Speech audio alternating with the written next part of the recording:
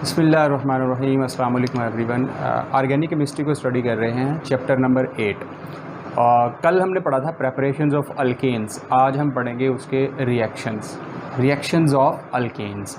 Alkanes दो तरह से रिएक्शंस देता है। The first one is substitutions reactions and the second one is thermal and catalytic reactions. सबसे पहले हम जो फर्स्ट थ्री हैं, इसके फर्स्ट टू हैं, वो है थर्मल एंड कैटालिटिक रिएक्शंस। वो कौन से हैं जी? The first one is combustions. Combustions का मतलब ये है the burning of alkanes in the presence of excess of oxygens, कि अगर ऑक्सीजन्स एक्सेस में है तब जो ऑर्गेनिक कंपाउंड्स को बर्न करना होता है उसको कंबस्टन्स कहते हैं। अब क्योंकि इसमें ऑर्गेनिक कंपाउंड्स अल्केन्स है, सो इसीलिए जो इसकी डेफिनेशंस बनेगी वो क्या बनेगी जी? Burning of alkanes in the presence of excess of oxygens. जब भी अल्केन्स बर्न करेंगे तो तीन चीज़ें बनेंगी। The first one is CO2 in the excess of oxygens.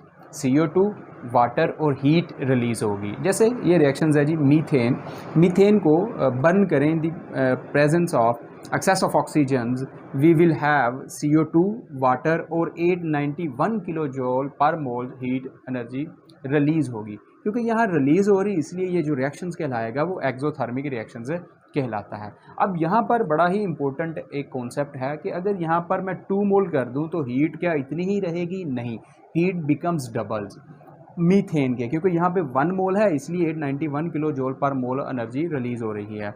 अब अगर मैं यहाँ मीथेन को रिप्लेस करूँ ईथेन के साथ, तो यहाँ पर जो कॉन्सेप्ट है वो ये है कि एनर्जी डबल नहीं होगी, एनर्जी इंक्रीज़ हो सकती है। क्योंकि यहाँ पर हम नंबर ऑफ़ कार्बन एटम्स को इंक्रीज़ कर रहे हैं। इथेन में 2 नंबर ऑफ़ कार्बन एटम्स होते हैं, उसके अकॉर्डिंगली देखा जाए तो हीट इंक्रीज़ तो ज़रूर होगी, लेकिन डबल होना ये मुश्किल है। अच्छा, इसका जो यूजेस है, ये जो हीट रिलीज़ होती है इसको हम यूज़ करते हैं to run the heat engines. ये इसका एक छोटा सा यूज़ लिखा हुआ है बुक में। Second reaction is oxidations. अब ऑक्सीडेशंस को आगे दो तरह से डिवाइड किया गया है। The first reaction is incomplete combustions. Incomplete combustions वहाँ होती है जहाँ पर हम ऑक्सीजन्स की जो मिकदार है वो लिमिटेड रखें। तो उस केस में जब भी ऑक्सीजन्स की मिकदार को लिमिटेड रखा जाएगा तो प्रोडक्ट में हमेशा CO बनेगा। CO2 की मुकाबले में CO बनता है, कार्बन मोनोऑक्साइड गैस, वाटर और कार्बन ब्लैक। जैसे इसमें देखें, मीथेन को बर्न किया, उसकी ऑक्सीडेशंस की है हमने लिमिटेड सप्लाई ऑफ ऑक्सीजन्स में, तो हमारे पास कार्बन मोनोऑक्साइड, वाटर और कार्बन ब्लैक मिलता है यहाँ पर।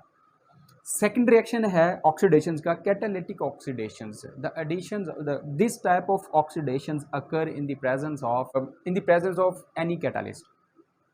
अब फॉर एग्जांपल इसमें देखें, अगर मीथेन की ऑक्सीडेशंस की जाए in the presence of copper and 400 से 400 डिग्री सेंटीग्रेड 200 ATM प्रेशर्स, इस कंडीशंस पर मीथेन की ऑक्सीडेशंस करने से क्या बनता है? मैथानॉल।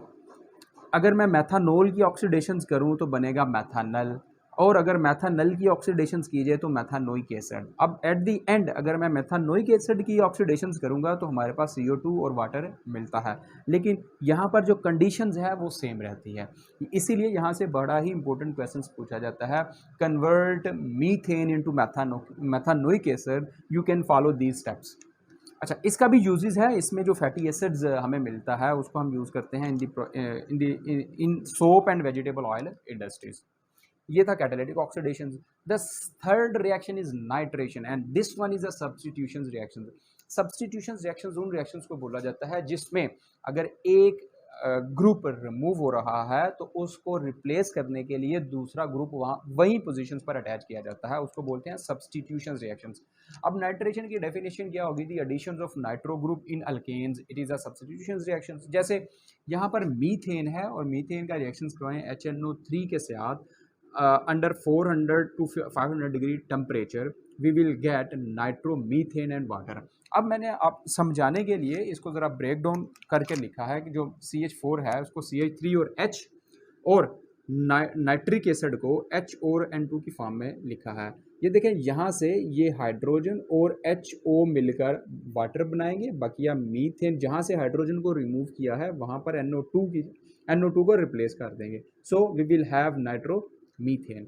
अब इस रिएक्शंस का भी यूज़ है कि जो नाइट्रो अल्केन्स बनेंगे इस नाइट्रेशन से, उनको हम यूज़ करते हैं एज ए फ्यूल, सॉल्वेंट और ऑर्गेनिक सिंथेसिस के लिए इनको यूज़ किया जाता है।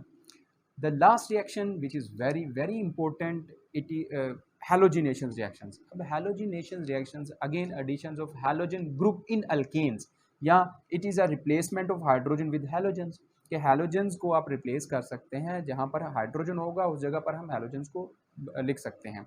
अब ये भी सब्स्टिट्यूशन रिएक्शंस हैं, क्यों? क्योंकि हम अल्केन में हाइड्रोजन को रिप्लेस करेंगे विद हैलोजेंस के साथ। अब हैलोजेंस है कौन कौन से? Fluorine, chlorine, bromine, iodine. अब इनकी जो ऑर्डर ऑफ रिएक्टिविटी है, this one is very important. Fluorine reactions violent होता है फ्लोरीन का, और आयोडीन का जो रिएक्शन होगा वो टू स्लो होगा, जबकि क्लोरीन और बोरोमीन का जो रिएक्शंस होते हैं वो मॉडरेट होते हैं। इसीलिए we will love to react chlorine and bromine with alkanes. अब इन रिएक्शंस को हम फोटोकेमिकल रिएक्शंस भी कहते हैं। क्यों? क्योंकि these reactions occur in the presence of sunlight और UV light, that's why we called them photochemical reactions. अब हम हैलोजिनेशंस का मैकेनिज्म को डिटेल से डिस्कस करते हैं। नेशंस का जो मैकेनिज्म है उसको हम फ्री रेडिकल मैकेनिज्म बोलते हैं, क्योंकि ये रिएक्शंस जो होते हैं ये रेडिकल, फ्री रेडिकल की प्रेजेंस में अकर होते हैं। इसके 3 स्टेप्स हैं। The first one is initiation, second one is propagation and third one is terminations. इनिशिएशंस में सबसे पहले फ्री रेडिकल्स की प्रोडक्शन होती है कि हैलोजेंस का जो मॉलिक्यूल होगा, जैसे इसमें क्लोरीन क्लोरीन है, अब इसके दरमियान जो बांड है ये बांड ब्रेक होता है। बांड में 2 इलेक्ट्रॉन्स होते हैं, तो एक इलेक्ट्रॉन इसके पास, दूसरा इसके पास, इसलिए यहाँ से 2 फ्री रेडिकल क्लोरीन के यहाँ से मिलते हैं। अब सेकंड स्टेप जिसको प्रोपोगेशंस बोलते हैं, इसमें क्या होता है? Uses plus productions of free radicals again, कि जो फर्स्ट स्टेप्स में फ्री रेडिकल प्रोड्यूस हुआ है क्लोरीन का, ये रिएक्शंस करेगा किसके साथ? अल्केन के साथ। जैसे इसमें मीथेन है, CH4 है, तो मैंने उसका एक हाइड्रोजन साइड पर करके लिखा है ताकि रिएक्शंस की समझ आ जाए। इसमें क्या होता है कि ये जो फ्री रेडिकल है क्लोरीन का, ये इस एक हाइड्रोजन को रिप्लेस करके क्या बना देता है? HCl, और जो फ्री रेडिकल है वो किस पर आ जाता है? कार्बन पर। अब ये जो CH3 फ्री रेडिकल बना है, अगेन ये क्लोरीन का जो मॉलिक्यूल है उसके साथ रिएक्शंस करता है, उसका ये बॉन्ड ब्रेक होता है, एक क्लोरीन इसके साथ अटैच हो जाता है, CH3 और Cl बनता है, और अगेन फ्री रेडिकल क्लोरीन का प्रोड्यूस होता है। इसीलिए इसका जो मेन हेडिंग है वो uses plus production of free radical है। लास्ट स्टेप है टर्मिनेशन, टू टर्मिनेट करना, रिएक्शंस को स्टॉप करना, कि इसकी जो हेडिंग मैंने बनाई वो है एंड ऑफ फ्री रेडिकल्स, के फ्री रेडिकल्स को कैसे ख़त्म करना है। जो मीथेन CH3 का फ्री रेडिकल बना है और क्लोरीन का जो फ्री रेडिकल बना है, इनका आपस में रिएक्शंस करवाकर हम क्लोरोमीथेन बना देते हैं, इससे रिएक्शन स्टॉप हो जाता है। अब ये 3 मेन स्टेप्स हैं। अब अगर इसमें देखें, अगर मैंने CH4 का एक हाइड्रोजन रिप्लेस किया है किसके साथ? क्लोरीन के साथ, तो हमारे पास मिथाइल क्लोराइड या क्लोरोमीथेन बना है। अब दूसरे हाइड्रोजन अगर रिप्लेस करें तो वो कैसे होंगे? जैसे फर्दर सब्स्टिट्यूशंस ऑफ हाइड्रोजन है, मिथाइल क्लोराइड को फ्री रेडिकल क्लोरीन के साथ जब रिएक्शंस करवाएंगे तो इसका एक हाइड्रोजन, अब अगर मैं इसको थोड़ा सा समझाने के लिए ऐसे लिखूं, यहाँ 2 हाइड्रोजन कर दूं और एक हाइड्रोजन यहाँ पर लिख दूं, तो ये वाला हाइड्रोजन इस क्लोरीन के साथ मिलकर HCl बनाएगा, और इसका फ्री रेडिकल किसके पास आ जाएगा? कार्बन के ऊपर, HCl। अब ये जो CH2Cl फ्री रेडिकल बना है, ये अगेन क्लोरीन के मॉलिक्यूल के साथ रिएक्शंस करेगा, इसका ये बॉन्ड ब्रेक करेगा। जब बॉन्ड ब्रेक करेगा, इसका ये क्लोरीन इसमें ऐड हो जाएगा, CH2Cl2 बन जाएगा, और अगेन क्लोरीन जो है, क्लोराइड का फ्री रेडिकल हमारे पास आ जाएगा। अब इसका नाम क्या है? डाइक्लोरोमीथेन। डाई क्यों है? क्योंकि 2 क्लोरीन है, इसलिए डाइक्लोरोमीथेन। अब ये अगेन ये डाइक्लोरोमीथेन इस फ्री रेडिकल के साथ, क्लोरीन के साथ, इन the presence of sunlight again reactions करता है। समझाने के लिए, ये CH2 है, इसका एक हाइड्रोजन यहाँ पर लिख लो, और ये हाइड्रोजन इस क्लोरीन के साथ मिलकर क्या बनाएगा? HCl, और अपना फ्री रेडिकल किस पर कन्वर्ट हो जाएगा? कार्बन के ऊपर, CHCl2। अगेन ये जो CHCl2 फ्री रेडिकल बना है, ये क्लोरीन का जो मॉलिक्यूल्स है उसके साथ रिएक्शंस करेगा, ये बॉन्ड ब्रेक होगा, ये क्लोरीन जो है इसमें ऐड हो जाएगी, क्या बनेगा? CHCl3 और क्लोरीन का फ्री रेडिकल। अब इसको बोलते हैं, क्योंकि 3 क्लोरीन है इसीलिए ट्राइक्लोरोमीथेन, या इसको क्लोरोफॉर्म भी बोलते हैं। This one is a polar solvent. This is a MCQs, very important MCQs के क्लोरोफॉर्म क्या चीज़ है, वो नॉन पोलर है कि पोलर है? This one is a polar solvent.